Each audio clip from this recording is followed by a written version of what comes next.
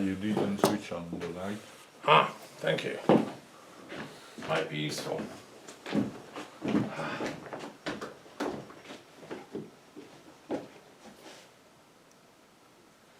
There we are. La lumière. Right.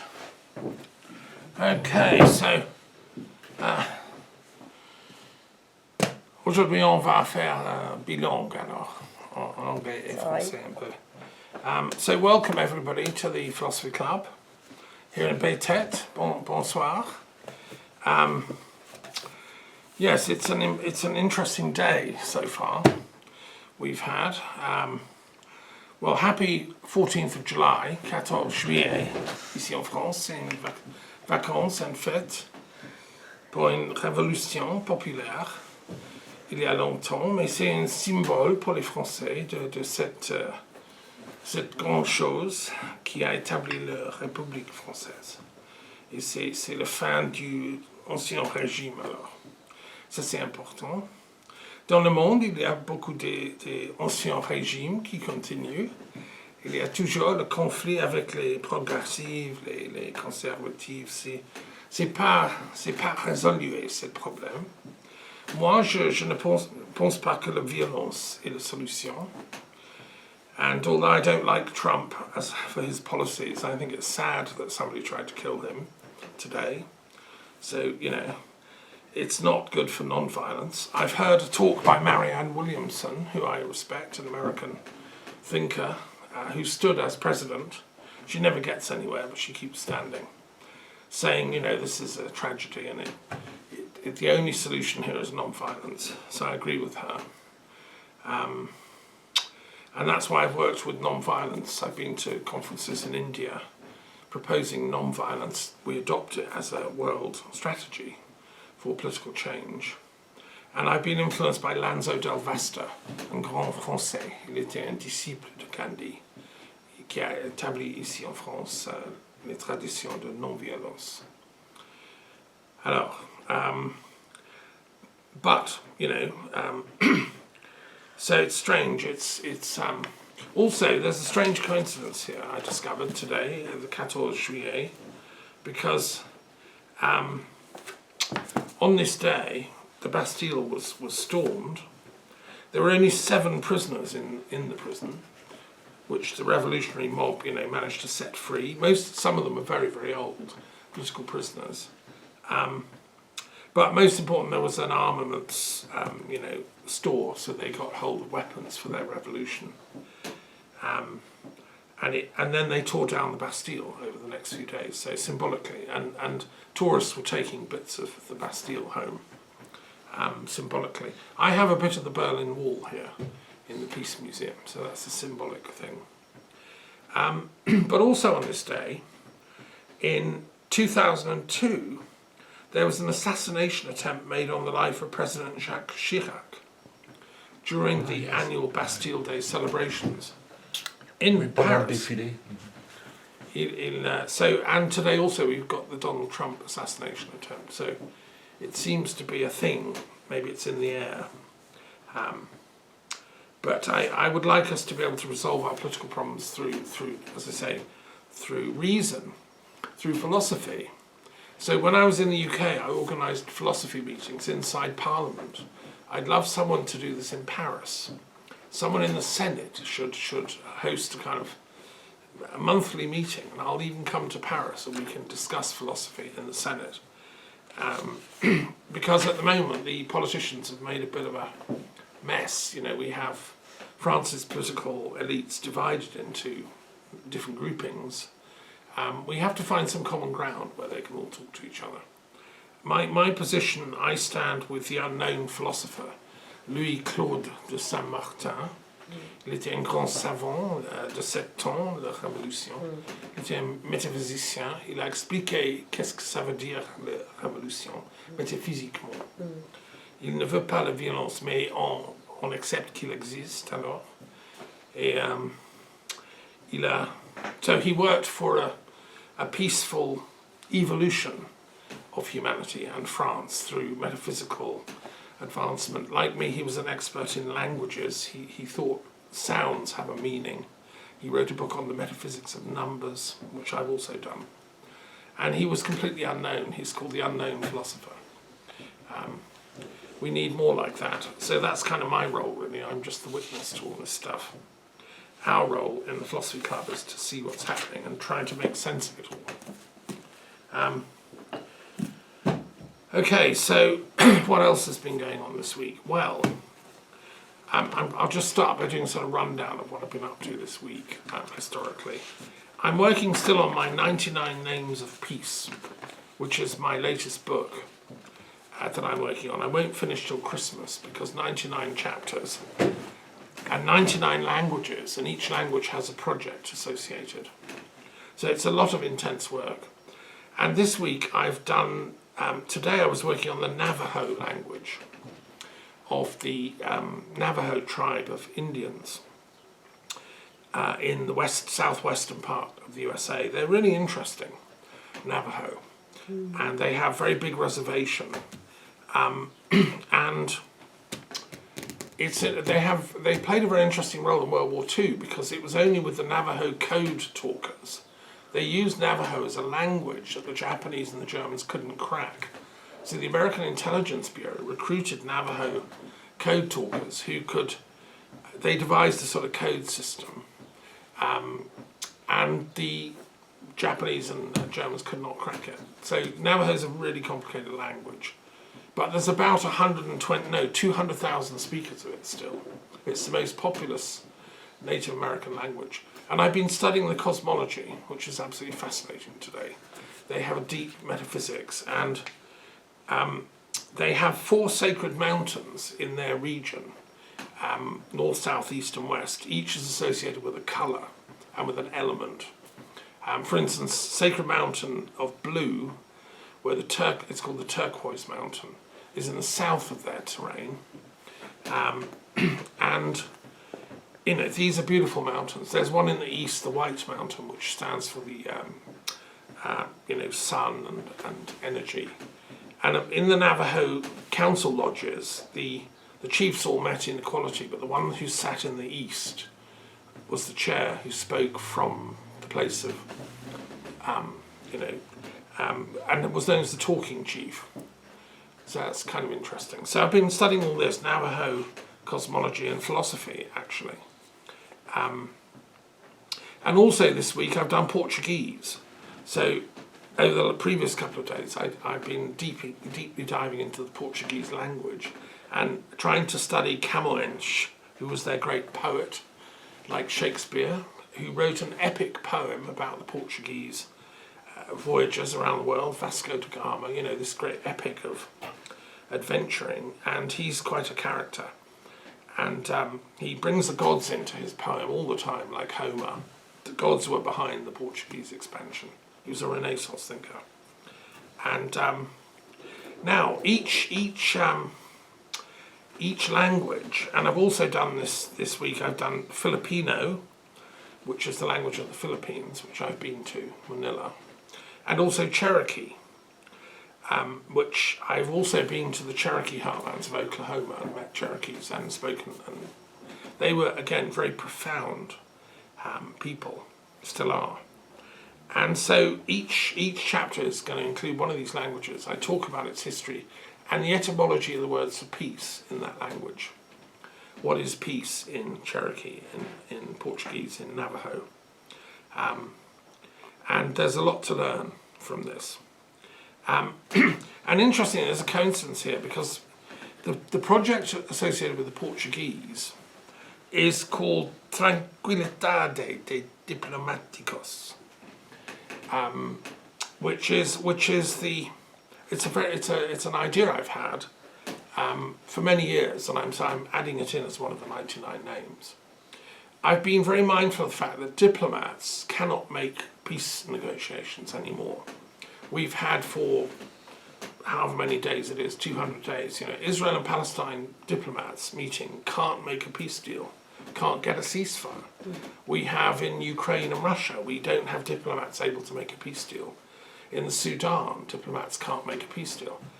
And I came to the conclusion several years ago that what's needed to shift this is, and you know, this is a serious project, is that the day before their diplomatic meetings, where they all sit side by side on a table, all mostly men in suits, ties, very formal, stiff looking, and totally angst up. They're always neurotic and frightened and, oh, I mustn't show weakness, you know, kind of stuff.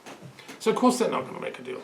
So I'm suggesting they get a day's detox before the diplomatic session, and they would get a full-on intensive aromatherapy session, a deep healing of their soft tissues, their aches and pains, which would relax them. And deep massage like that releases positive hormones, serotonin, endorphins, that put them into a blissed state. And then both sides would have this done to them by a professional corps, which would be called, which is the project, to create under the European Union and the UN a cadre of trained masseurs who can go in and detoxify these diplomats before their discussions. They'd be paid, they'd be professional, very, very skillful. And I reckon we'd get breakthroughs within a week if we apply this project. So that's the project I was working on this week. Coincidentally, we're joined by a colleague here who does this sort of kind of massage, just coincidentally, so it's a sign. Do you want to introduce yourself, Sidonie? What do you think of my project? Oui, ben moi je suis en Creuse depuis 16 ans et j'ai 2 enfants et je me suis reconvertie pour faire de la naturopathie et du massage ama assis. Voilà. Et vous avez appris de faire un massage en États-Unis ou en France? Non, ici à Limoges. À Okay. Limoges, oui, Okay. j'ai appris ici en un an. Je continue. De toute façon, c'est toujours de l'apprentissage. Ah oui, tout le temps. Mais vous connaissez bien la proposition que ça, Oui. ça Ça peut relaxer relaxe. les Moi, gens. je travaille dans les entreprises. Oui. Je les vois arriver un peu tendus. Et quand ils repartent, ils sont tous sourires. Oui. Ils sont tous, c'est comme ça, c'est super. Oui, ils sont heureux Oui, et relaxés. Oui. Alors ça, c'est mon proposition. Et j'ai allié ça avec la langue portugaise, parce qu'ils sont les grands diplomates du monde actuellement. Et on parle portugais en Afrique, en Asie, ici en Europe et en Brésil. En Brésil, il y a beaucoup de gens spiritistes. C'est une nation des savants. Et je pense que cet projet, ça peut marcher, je pense. Alors, it's just one of 99 I'm working on here. We'll see. And also this week, I've been working on the Poseidon project, which is my solution for nuclear weapons. We have to get rid of nuclear weapons on the planet, right? These are all heavy projects, right? Some are light, but the intention is to get world peace, and I want it in my lifetime and our lifetimes. And the Poseidon project is to get rid of nuclear weapons on the planet. So how are we going to do that? Okay, so I founded this project at the Castle on the Muses in Scotland, because there we had the British submarine fleet going up and down outside the castle. I would often see the submarines going past. And they're called the Trident submarine, with Poseidon missiles. And the Trident is the weapon of Poseidon, the god of the sea, who the Druids called Banana Maclea. And I was there on an Atlantic sea loch. So I invoked Poseidon's energy to solve this problem. Okay, they're calling their nuclear weapons after Poseidon, so we'll invoke Poseidon to steer us in the path of solving the problem, because I don't think Poseidon actually likes his name being taken in vain. Poseidon loves the sea, he likes, people, he was the ancestor of many of the great heroes of antiquity. The last king of Athens, Codrus, was a descendant of Poseidon, according to Greek, ancestral tradition, and Plato was a descendant of Codrus. So Plato and the Platonic Academy that I stand for is a descendant of Poseidon, actually. And he was twinned with Athena as to who was the main god of Athens. Athena won, but Poseidon is the esoteric, lord of Athens.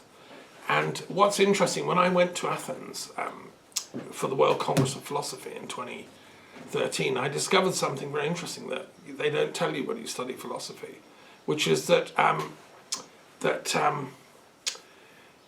yes, so Prometheus and Athena were lovers. I've just explained, something important. And from Plato's Academy in Athens, there was an annual running race with torches. This is the origin of the Olympic torches that are, as we speak, running through Paris. Today is the day they've come. Between the altar to Prometheus in the grounds of Plato's Academy and the Parthenon, which was Athena's temple up on the hill.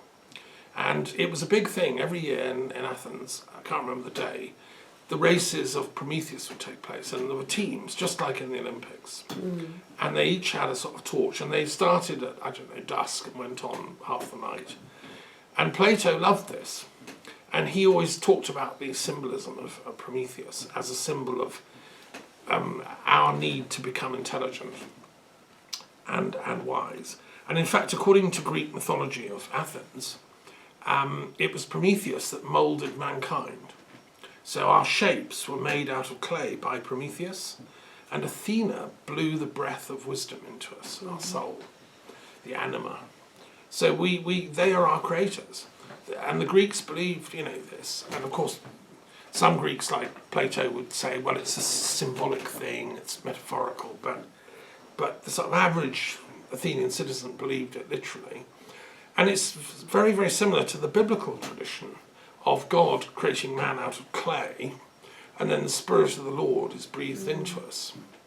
Now, I reckon in my studies of prehistoric mythology that the ancestors of the Hamito-Semitic people, including the Arabs and Jews, and the ancestors of the Greeks go back to a common root.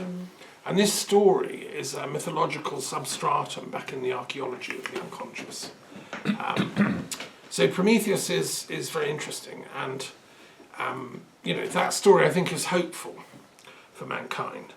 And Francis Bacon, who wrote Tales of the Ancient Wisdom, the philosopher in Renaissance England, he revived that idea, and he used that metaphor, the Promethean running races with torches, to what science does. It's a brilliant little essay. He says science works in the same way, like in the running races for Prometheus. Each scientist carries forward the torch as much as they can, and then hands it on to the next guy in the circulation of the runners. No one thinker can take it all the way. It's like a running race, a relay race, we call it in English. And he said that's what science does. We build on the genius of former generations of thinkers, and then we take it on a bit further. And that's why he invoked this, because he was a learned man, old Francis. So that's what I was doing, the Poseidon Project, just to finish this very important thing. So we've misused science to create weapons of mass destruction, nuclear weapons. I mean, they're incredibly clever, but what are they for? We spend, I think it's 80 billion a year on nuclear weapons as a planet, and we spend $1.13 trillion every year on weapons in general. They can't be used, otherwise it's Armageddon. So we've got to get rid of them. And so I've thought of an idea inspired by Poseidon. Right, it's very simple. It's called, in Britain we've had this debate for years between multilateral disarmament and unilateral disarmament.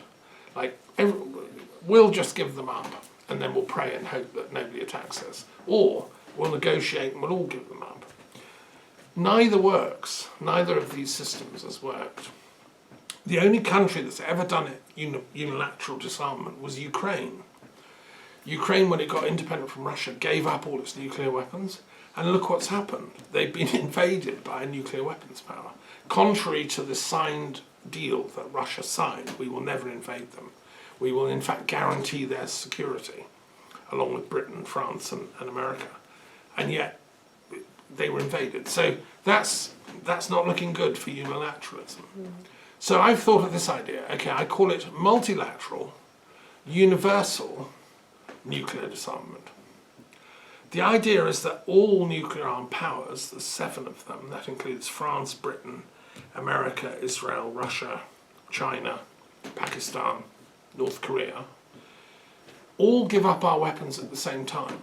We set a day, like, 1st of January 2030, say. We sign a treaty, UN, everyone witnesses it. We're all going to give them up on that day. But we keep a few back for emergencies in case of a meteorite coming towards Earth that can't be dislodged and is going to blow up the entire planet. So we have a few heavy nuclear missiles reserved, or just plucking this out of the air. But let's say the world is attacked by an alien space fleet 40 years from now with hugely powerful spaceships, Klingon types. We might have to defend the planet against that. So one can imagine situations where nuclear weapons might come in handy. So each nation disarms, but they leave a few, which are then given collectively to the supervision of the UN, right?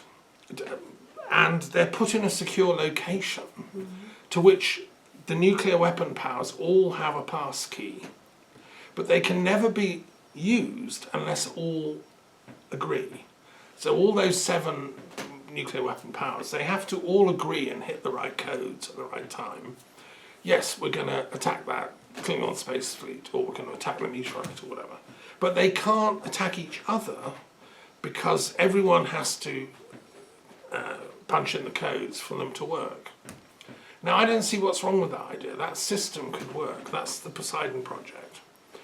It will take some planning, and they'll have to have some very good aromatherapy massages to get chilled out enough to agree it. But I think it's not beyond the possibility of human beings. We really don't need these nuclear weapons. It would save an awful lot of money, keep a skeleton bunch, and that would be in a secure location only known to the nuclear powers and the UN. So the terrorists can't access it and get in. It would be very, very secure, obviously.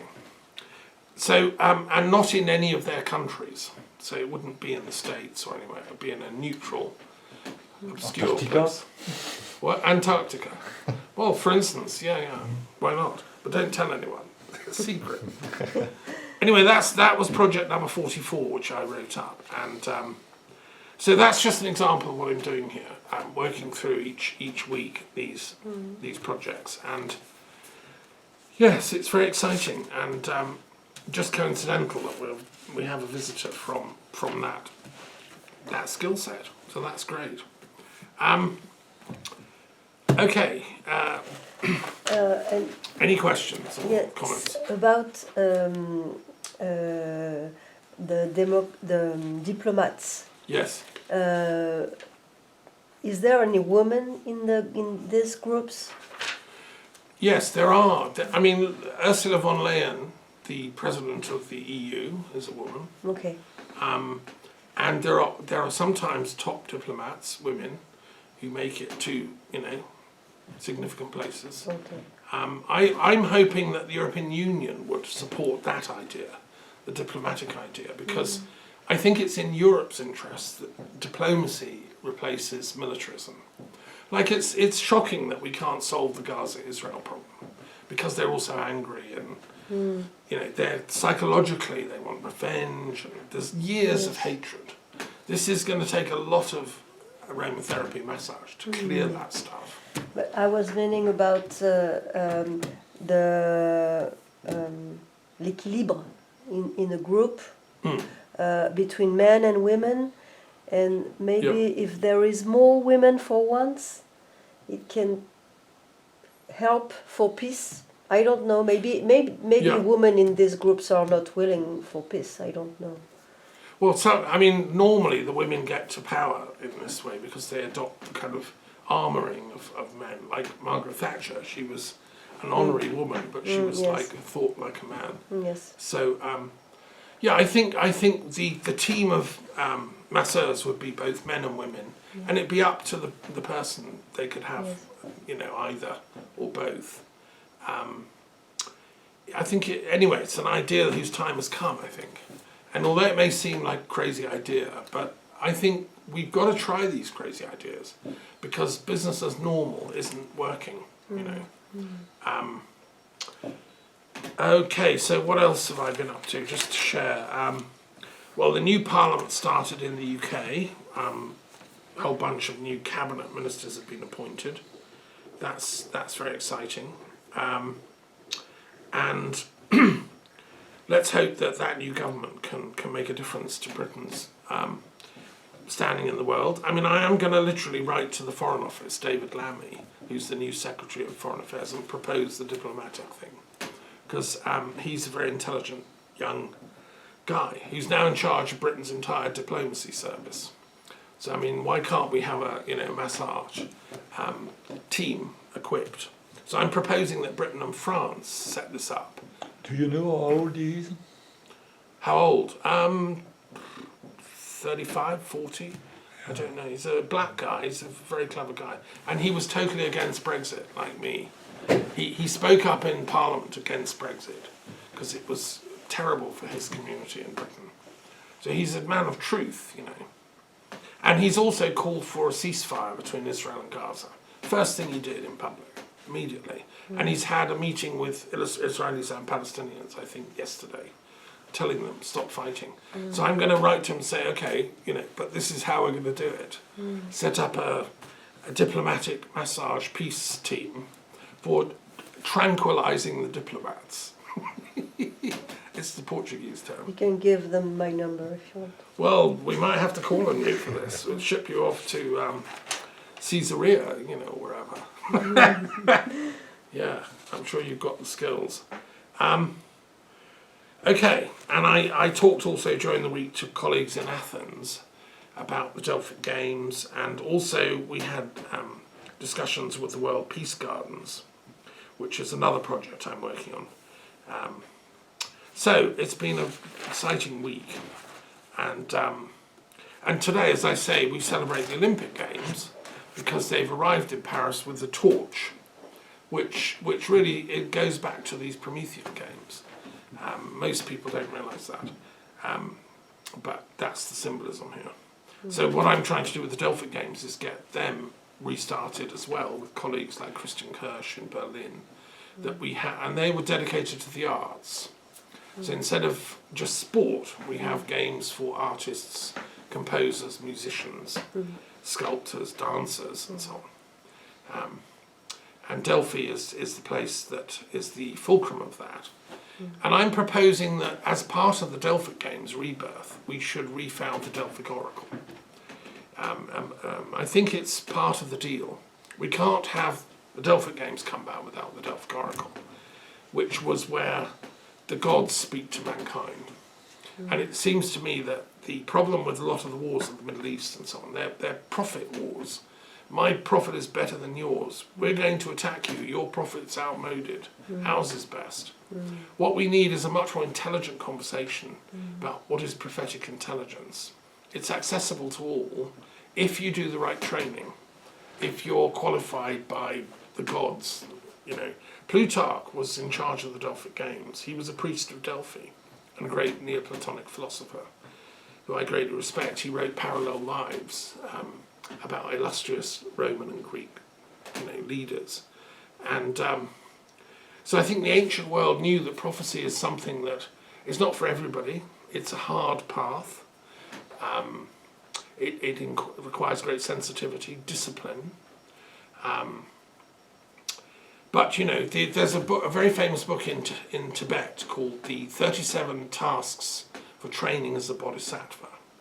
It's one of the most important books in Tibetan Buddhism, and I dip into it from time to time. And today I got the passage that talks about one of the essential things for training as a bodhisattva is to have discipline to cope with hardship.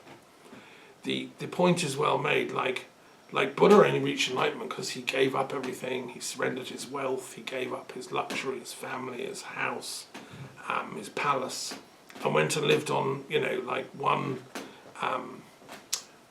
one hemp seed a day is what the tradition says, for years, and fasted away, and reached a breakthrough. And he had the discipline to do that. So why should we expect to reach ultimate truth and dharmic enlightenment unless we're prepared to make an effort, unless we're prepared to use discipline? The book says, and I would agree. I mean, you can't be a prophet and download the mysteries of the gods unless you're prepared to do some work. You can't be a proper massa unless you actually train and know what you're doing.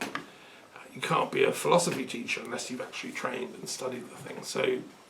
So that's what we're up against here, you know. To be a nuclear scientist is an incredibly complex task. But so it's not going to be easy to get the Delphic Oracle up and running. But I believe I'm in touch now with a bunch of very enlightened,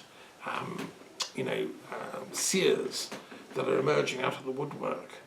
And I believe they between them could provide the personnel there.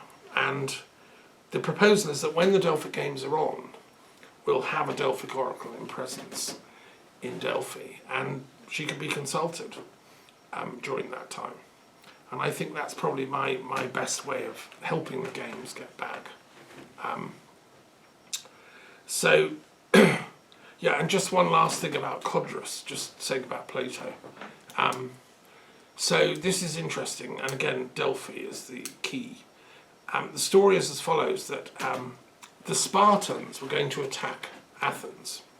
They always liked fighting the Spartans. So they had an army massed, you know, it's only a few thousand men because they were little city-states, but nevertheless a big, and it was in about 1000 and something BC. And Codrus was the king of Athens at that time. And the Delphic Oracle had been consulted by the Spartans. They said, will we be successful if we attack Athens? Which is the kind of question they used to ask. And the oracle said, rather cryptically,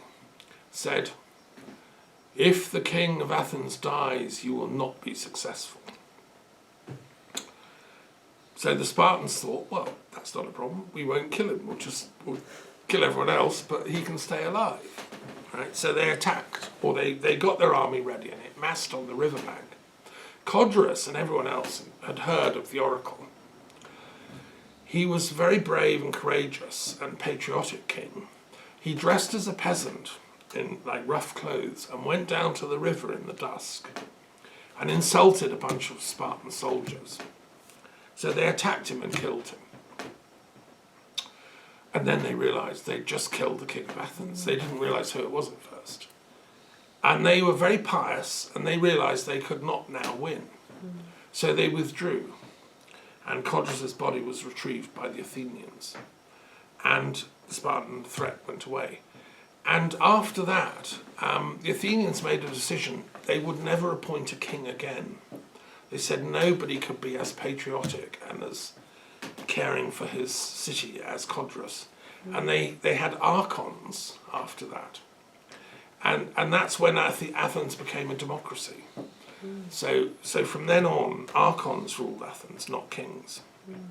And that's a really interesting story. And Plato was proud of the fact he was descended from Codrus, who was in turn descended from Poseidon. So that courage, that bravery to protect your democracy is, you know, it's a good teaching story. And was it true? Well, obviously, or we wouldn't know about it, would we? Okay, right. I think we should move on and do. We'll move to our periodic table.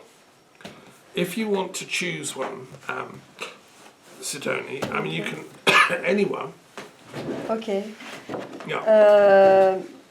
The New Age. Yeah. Which one? Oh, okay. What number is that? 110.